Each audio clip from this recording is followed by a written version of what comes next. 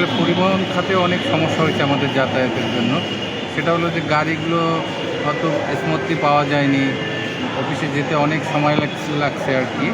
সেক্ষেত্রে আমাদের মানে সময়টা খুব মূল্যবান ছিল, অনেক দেরি হয়ে যেত আর কি। যে এখন যেমন খুব সহজেই আমরা অফিসে যেতে পারি, তখন এত রিলায়েবল ছিল না। যেমন পাবলিক বাসগুলো খুবই ক্রাউডি ছিল। তবে হামলা করাটা এটা ঠিক হয়নি। দেশের সম্পদ, দেশের মানুষের সম্পদ, দেশের জনগণের সম্পদ। এই সম্পদটা রক্ষা করার দায়িত্ব আমাদের জনগণেরই। কম সময় লাগছে, অবশ্যই এটা চালু থাকুক সবসময়। এই কয়েকদিন অনেক তো ভোগান্তি কেমন ছিল এই মেট্রো না থাকাতে? রাস্তাঘাটে তো প্রচণ্ড জ্যাম লাগা থাকে। এখন আশা করা যায় যে জ্যাম হয়তো আবারও কমবে। আবার কমবে। এটা অবশ্যই একটা পজিটিভ ইমপ্যাক্ট আছে।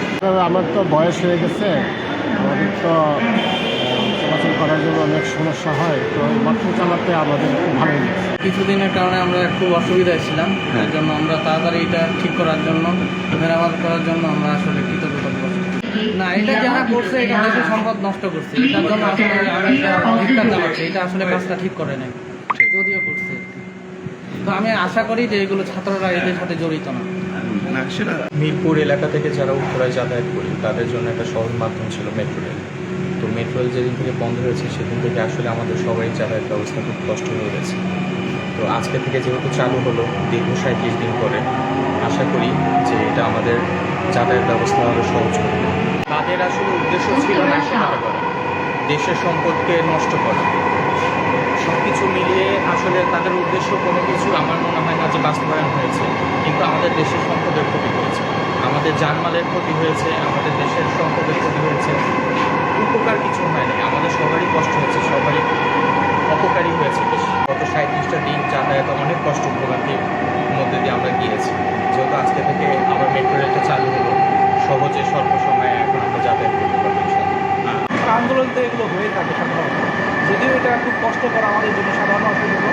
এখন এই কষ্ট সহ্য করেই তো একটা নতুন কিছু তৈরি হয়। যদিও আমি আমার আহ্বান থাকতে পরবর্তীতে যেন এই ধরনের স্থাপনার উপরে হামলা না করা হয়।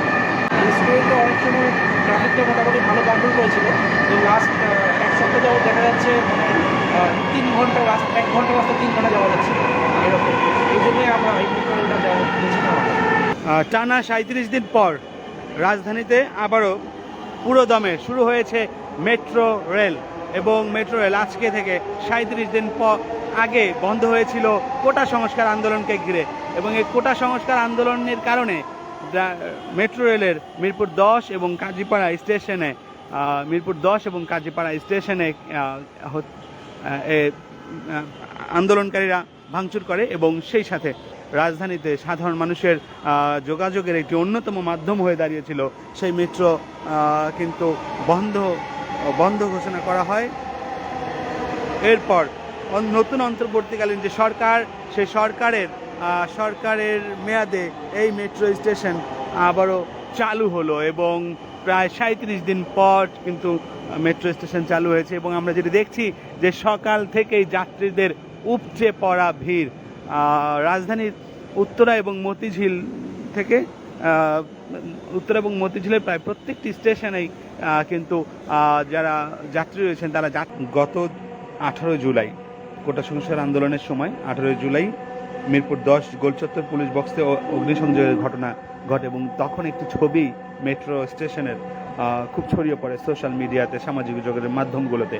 এবং তখন আমরা দেখি যে মেট্রো স্টেশনে প্রায় দুদিক থেকে আগুন দাউ দাউ করে জ্বলছিল, এবং সেই সাথে মেট্রোর যে পিলার, সেই পিলার কিন্তু অনেকটা ক্ষতিগ্রস্ত হয়েছে এমন একটা আশঙ্কা করা হয়েছিল।